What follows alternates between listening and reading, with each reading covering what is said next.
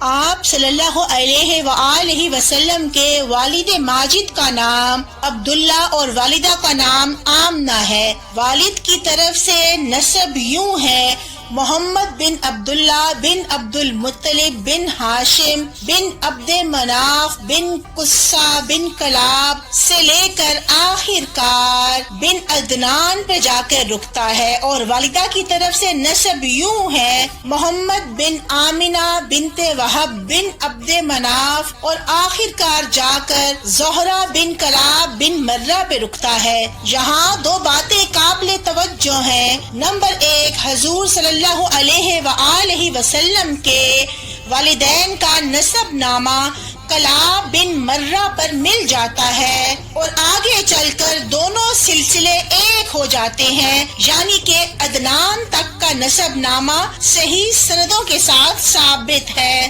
حضور اکرم صلی اللہ علیہ وآلہ وسلم جب بھی اپنا نسب نامہ بیان فرماتے تو عدنان تک ہی ذکر فرماتے تھے۔ البتہ اس پر تمام مورخین کا اتفاق ہے کہ عدنان حضرت اسماعیل علیہ السلام کی اولاد میں سے ہیں اور حضرت اسماعیل علیہ السلام حضرت ابراہیم علیہ السلام کے فرزند ارجمند ہیں۔ حضور اکرم صلی اللہ علیہ وآلہ وسلم کا خاندان اور نسب عظمت و شرافت میں دنیا کے تمام خاندانوں سے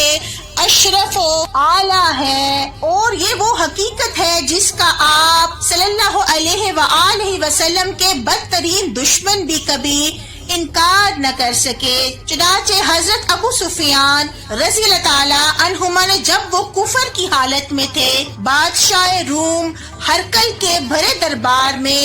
اس حقیقت کا اقرار کیا۔ ترجمہ: نبی اکرم صلی اللہ علیہ وآلہ وسلم ہم میں سے اعلیٰ ترین خاندان والے ہیں۔ جب آفتاب رسالت کے طلوع کا زمانہ قریب آ گیا تو اطراف عالم میں بہت سے عجیب و غریب واقعات کا ظہور ہوا۔ چنانچہ اصحاب فیل کی ہلاکت کا واقعہ، ناگہاں باران رحمت سے سرزمین عرب کا سرسبز و شاداب ہو جانا اور برسوں کی خشک سالی دور ہو کر پورے ملک میں خوشحالی کا دور دورہ ہو جانا، بتوں کا منہ کے بل گر پڑنا، فارس کے مجوسیوں کی 1000 سال سے جلائی ہوئی آگ کا ایک لمحے میں بجھ جانا، شام اور کوفہ کے درمیان وادی سماوا کی خشک ندی کا اچانک جاری ہو جانا، حضور اکرم صلی اللہ علیہ وآلہ وسلم کی والدہ کے بدن سے ایک ایسے نور کا نکلنا جس سے بصرہ کے محل روشن ہو گئے، یہ سب واقعات اسی سلسلے کی کڑیاں ہیں جو حضور اکرم صلی اللہ علیہ وآلہ وسلم کی تشریف آوری سے پہلے ہی بشارت بن کر عالم کائنات کو سرور دو جہان صلی اللہ علیہ وآلہ وسلم کی آمد کی خوشخبری دینے لگے۔ آپ صلی اللہ علیہ وآلہ وسلم کی تاریخ ولادت سے متعلق یہی بیان ہے کہ اصحاب فیل کے واقعے سے 55 دن بعد 12 ربیع الاول بمطابق 20 اپریل 571 کو آپ صلی اللہ علیہ وآلہ وسلم پاکیزہ بدن، ناف بریدہ، ختنہ کیے ہوئے اور خوشبو میں بسے ہوئے مکہ مکرمہ کی مقدس سرزمین پر اپنے والد ماجد کے مکان عالی شان میں جلوہ گر ہوئے اور پیدا ہوتے ہی سجدہ فرمایا۔ آپ صلی اللہ علیہ وآلہ وسلم کے چچا ابو لہب کی لونڈی صوبیہ خوشی میں دوڑتی ہوئی گئی اور ابو لہب کو بھتیجا پیدا ہونے کی خوشخبری دی تو اس نے اسی خوشی میں شہادت کی انگلی کے اشارے سے صوبیہ کو آزاد کر دیا، جس کا ثمر ابو لہب کو یہ ملا کہ اس کی موت کے بعد اس کے گھر والوں نے اسے خواب میں دیکھا اور حال پوچھا تو اس نے اپنی انگلی اٹھا کر کہا، تم لوگوں سے جدا ہونے کے بعد مجھے کچھ کھانے پینے کو نہیں ملا سوائے اس کے کہ صوبیہ کو آزاد کرنے کی وجہ سے اس انگلی سے پانی پلا دیا جاتا ہوں۔ حضور اقدس صلی اللہ علیہ وآلہ وسلم کی ولادت کی خوشی منانے پر ابو لہب جیسا ازلی بدبخت اور بدترین کافر بھی اچھا صلہ ملنے سے محروم نہ رہا تو اس مسلمان کا کیا حال ہوگا جو آپ صلی اللہ علیہ وآلہ وسلم کی محبت سے سرشار ہو کر شریعت کی حدود میں رہتے ہوئے ولادت مصطفیٰ صلی اللہ علیہ وآلہ وسلم کی خوشی منائے اور اپنا مال خرچ کرے۔ جب آپ صلی اللہ علیہ وآلہ وسلم کی ولادت ہوئی اس وقت آپ کے دادا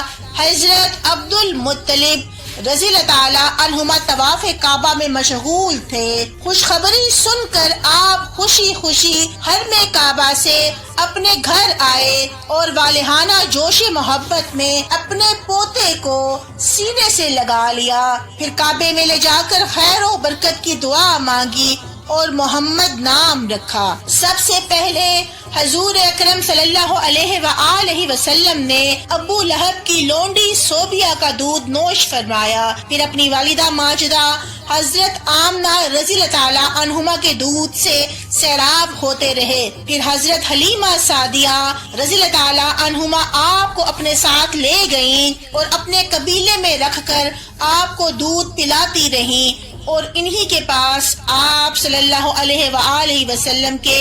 دودھ پینے کا زمانہ گزرا۔ آپ صلی اللہ علیہ وآلہ وسلم کا جھولا فرشتوں کے ہلانے سے ہلتا اور جھولے میں چاند کی طرف انگلی اٹھا کر جس طرف اشارہ فرماتے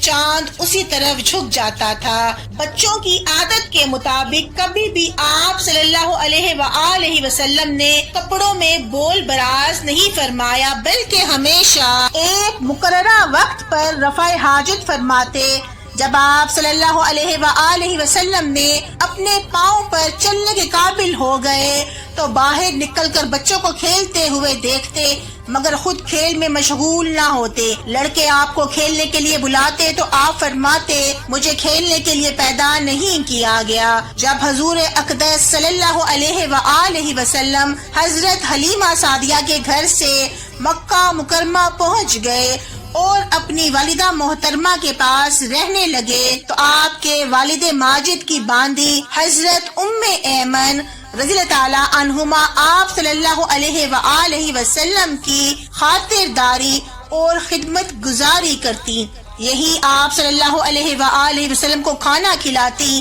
کپڑے پہناتی اور آپ کے کپڑے دھویا کرتی تھی۔ جب حضور اقدس صلی اللہ علیہ وآلہ وسلم کی عمر شریف 6 سال کی ہو گئی تو آپ کی والدہ ماجدہ حضرت آمنہ رضی اللہ تعالیٰ عنہما آپ کو ساتھ لے کر مدینہ منورہ تشریف لے گئیں۔ حضرت ام ایمن بھی اس سفر میں آپ کے ساتھ تھی۔ وہاں سے واپسی پر ابوا نامی گاؤں میں حضرت آمنہ کی وفات ہو گئی اور وہیں ان کی تدفین ہوئی۔ حضرت ام ایمن آپ صلی اللہ علیہ وآلہ وسلم کو مکہ مکرمہ لائی اور حضرت عبد المطلب کے سپرد کر دیا۔ دادا جان نے آپ صلی اللہ علیہ وآلہ وسلم کو اپنی آغوش تربیت میں انتہائی شفقت و محبت کے ساتھ پالا اور حضرت ام ایمن رضی اللہ تعالیٰ عنہما بھی آپ کی خدمت کرتی رہیں۔ جب آپ صلی اللہ علیہ وآلہ وسلم کی عمر مبارک 8 سال کی ہو گئی تو حضرت عبد المطلب کا بھی انتقال ہو گیا۔ ان کی وفات کے بعد آپ صلی اللہ علیہ وآلہ وسلم کے چچا ابو طالب نے آپ کو اپنی آغوش تربیت میں لے لیا اور حضور اقدس صلی اللہ علیہ وآلہ وسلم کی نیک خصلتوں اور دل لبا دینے والے بچپن کی پیاری پیاری اداؤں نے ابو طالب کو آپ صلی اللہ علیہ وآلہ وسلم کا گرویدہ بنا دیا۔ ابو لہب کا بیان ہے کہ میں نے کبھی بھی نہیں دیکھا کہ حضور صلی اللہ علیہ وآلہ وسلم کسی وقت بھی کوئی جھوٹ بولتے ہوں یا کبھی کسی کو دھوکہ دیتے ہوں یا کبھی کسی کو کوئی ایذا پہنچاتے ہوں یا بیہودہ لڑکوں کے ساتھ کھیلنے کے لیے گئے ہوں یا کبھی کوئی خلاف تہذیب بات کی ہو۔ ہمیشہ انتہائی خوش اخلاقی، نیک اتوار، نرم گفتار اور بلند کردار اور پرہیزگار رہے۔ تجارت آپ صلی اللہ علیہ وآلہ وسلم کا خاندانی پیشہ تھا۔ 13 سال کی عمر میں آپ صلی اللہ علیہ وآلہ وسلم نے پہلی بار اپنے چچا ابو طالب کے ساتھ ملک شام کا تجارتی سفر فرمایا۔ جبکہ تقریباً 20 سال کی عمر میں بغیر سے تجارت حضرت خدیجہ الکبریٰ رضی اللہ تعالیٰ عنہما کا مال لے کر ان کے غلام میسرہ کے ساتھ ملک شام کا دوسرا سفر اختیار کیا اور خوب نفع کما کر واپس تشریف لے آئے۔